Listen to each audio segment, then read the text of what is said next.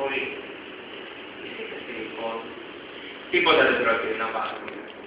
Ευγένει. Για ποιο λόγο? Προσχήματα. Για ποιο λόγο? Είμαστε μόνοι. Σε λίγο θα είμαστε γυμνοί σαν τα σκουλίκια. Τι ρωτήσετε!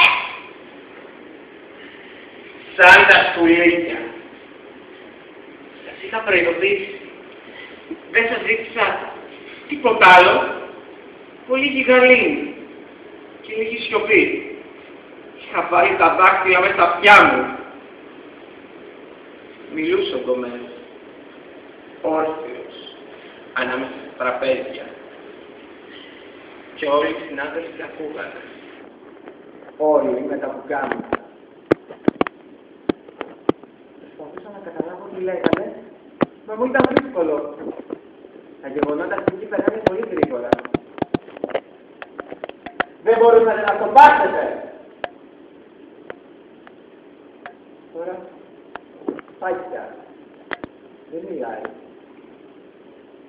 Αυτό που σκεφτόταν για μένα ξαναγύρισε πάλι πίσω στο κεφάλι του. Λοιπόν, θα πρέπει να φτάσουμε ως την άκρη.